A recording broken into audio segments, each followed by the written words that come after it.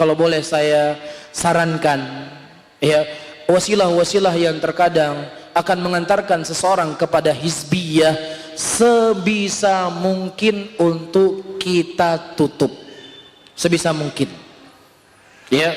Dan saya secara pribadi lebih meyakini pendapat sebagian para ulama Islam yang mengatakan terkadang yayasan itu bisa mengantarkan seseorang kepada hizbiyah.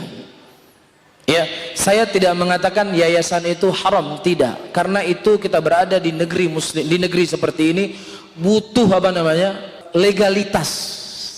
Namun cukup itu untuk disimpan dalam lemari. Kapan dibutuhkan, yayasan dikeluarkan.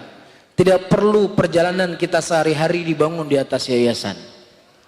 Ya, nggak perlu, karena ini saya melihat di banyak tempat akan membuat perselisihan, sehingga muncullah ucapan ini Ustadz yayasan A, ini Ustadz yayasan B.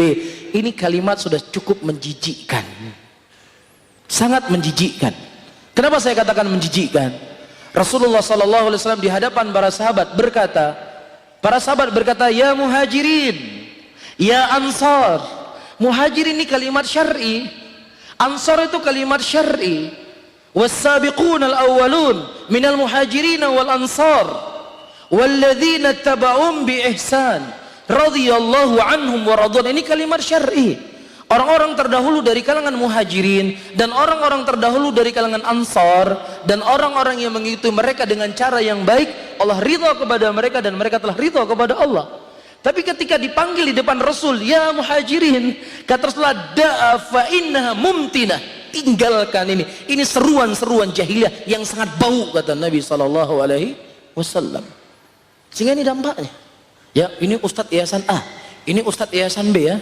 Oh, itu Ustadz yayasan A itu. Hasbunallah wa ni'mal wakil, ayyuhal ikhwah. Ya, hasbunallah wa ni'mal wakil. Kalau seandainya ini sudah menjadi hal di kalangan kita, jauhi hal yang seperti ini. Kita tidak diikat dengan yayasan A, yayasan B. Saya nggak mengatakan langsung orang hizbi, tapi di jalan menuju kepada hizbiyah yang kita khawatirkan di situ nanti akan bangun al-wala wal bara di atas yayasan. Nih, lihat yayasan kami lebih hebat, aturannya lebih mantap, ketika buat daurah juga lebih keren, lebih begini, lebih begitu. La haula wala quwata illa billah. Kullu hizbin bima ladahim farihun. Setiap hizb merasa bangga dengan apa yang mereka punya. Kita hanya bangga dengan Al-Quran, kita bangga dengan sunnah. Ya, saya lagi-lagi saya katakan, saya tidak mengatakan ya yayasan itu haram, saya nggak mengatakan demikian, ya, tetapi ya gunakanlah yayasan itu sepantasnya saja untuk sekedar legalitas, ya. Dan diantara para ulama yang berfatwa yayasan itu akan mengarah kepada hizbiyah adalah Syekh Al-Alamah Rabi bin Hadi Al-Madkhali dan ulama-ulama yang lainnya. Bisa difahami, cukup legalitas. Datang polisi, Pak, ini kami yayasannya ini, bangunannya dari sana, selesai, simpan lagi. Dan itu yang kami berusaha untuk berjalan di tempat kami di Aceh. Ya, itu kami nggak ada urusan dengan yayasan, hal apapun. Berjalan dakwah seperti biasanya, ta'awun 'alal birri wat taqwa. Terkadang ada sebuah daerah, masya Allah, yes. Jadi mungkin dipertimbangkan kembali dan mungkin nanti coba ditanya lagi kepada ustadz yang lebih alim, ya, atau mungkin kepada para ulama. Cuman intinya saya tegaskan kembali untuk jangan salah paham, saya nggak mengatakan yayasan itu haram, ya, saya nggak mengatakan demikian karena saya tidak punya ilmu lebih daripada apa yang dimiliki oleh ulama. Ulama mengatakan ya silakan sekedar legalitas, tapi jangan sampai ya Bang, ini dibangun di dalamnya loyalitas. Jangan sampai karena akan mengarah ke sana sedikit demi sedikit.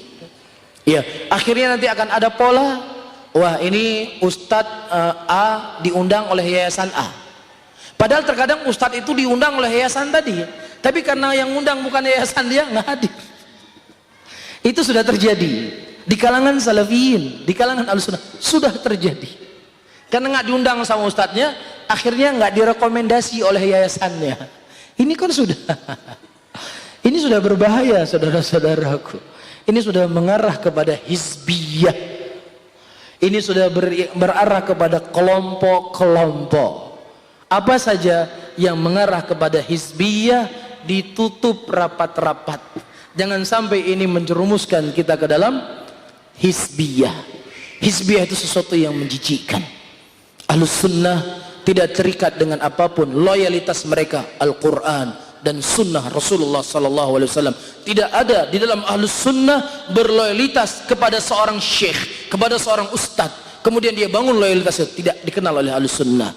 Justru ini merupakan dari jalannya ahlul bidah, jalannya ahlul ahwa. Ini jalannya dari kalangan ahlul batil. Coba antum melihat ahlul batil. Setiap ahlul batil ada selalu tokoh yang dikultuskan, yang mereka membangun loyalitasnya di situ. Mulai dari Syiah Rafidhah, mereka punya imam 12. Ya, di situ mereka membangun loyalitas. Wailah imam 12 tersebut ternyata padahal melepas diri dari mereka. Ikhwal muslimin punya tokoh yang dikultuskan. Di situ mereka membangun loyalitasnya. Jamaatut Tabligh punya tokoh yang dikultuskan. Di situ mereka membangun loyalitasnya. Hizbut Tahrir punya tokoh yang dikultuskan. Di tokoh itu mereka membangun loyalitas mereka. Adapun ahlus sunnah, mereka membangun loyalitas mereka di atas al-haq, di atas seorang laki-laki yang bernama Nabi Muhammad SAW. Hanya itu loyalitas yang mereka bangun.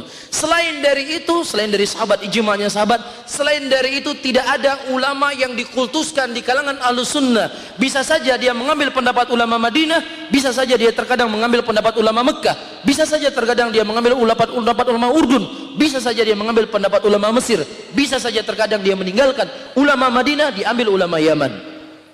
Mana yang lebih mendekati dalil, itu yang diambil. Tidak dikenal dalam ahlus sunnah pengkultusan kepada siapapun kecuali hanya kepada Rasulullah sallallahu alaihi wasallam. Ini yang pegang kuat-kuat.